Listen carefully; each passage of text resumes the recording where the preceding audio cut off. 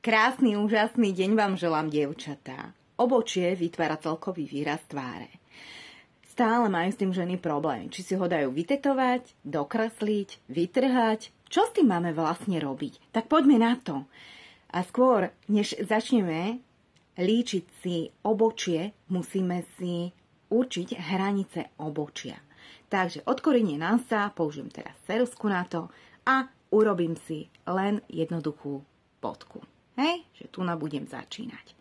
Ďalej, od koreňa zase nosa, kde sa nám bude tvárovať vlastne oblúčik obočia, alebo aký ho chceme mať, alebo striežka.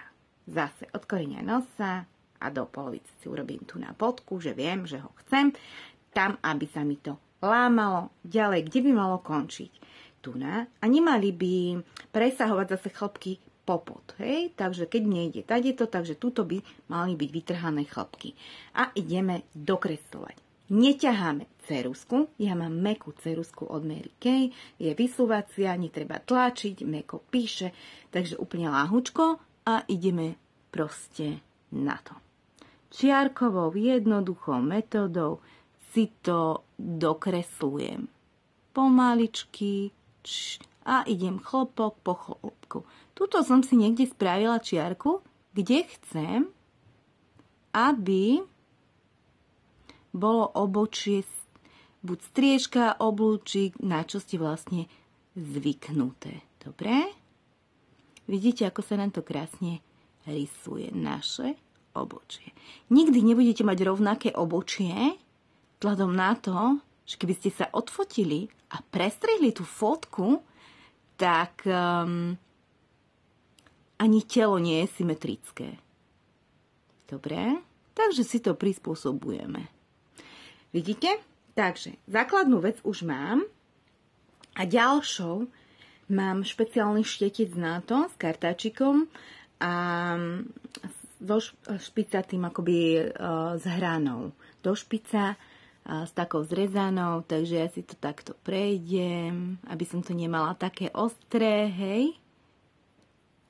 Vyčešem ešte kefkou. A teraz ide ten, kto nemá čas, vidíte?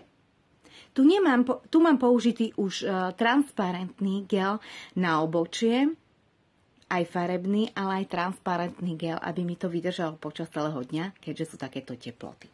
Tak poďme na to. Farebný gel môžete mať vo farbách akejkoľvek vy chcete. Dá sa to vybrať. Takže ja som tmavovláska, takže si prečešem, vidíte ten rozdiel? A len doťahujem, hej? Krásne kreslím si, potom prejdem.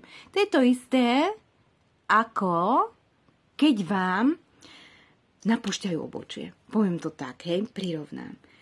Ďalším gelikom ja používam transparentný gel. Kto má výrazné, samotné, krásne, dobre vytrhané obočie, stačí mu iba toto používať. Je to gel, ktorý učeše chlpky, zafixuje, necháte usušiť a môžete ísť do práce. Ale čo je super, teraz k tomu máme tento zázrak, je to korektor pod očí, ktorý vlastne, keď máme vačky pod očami, tak ho môžete hneď dať, aplikovať, s prstom iba vyklepkáte, aby sme ráno, keďže sme unavené, vyčerpané, dáme, vklepkáme iba prstami, nemáme čas ráno na štetce, jednoducho to vklepeme, aby to očné okolie bolo svieže. Takže vidíte, nie je to také ťažké. Ak chcete viac tipov a trikov, tak mi jednoducho napíš. Alebo prídi si bezplatne vyskúšať a ja ťa to jednoducho naučím. Maj krásny, úžasný deň.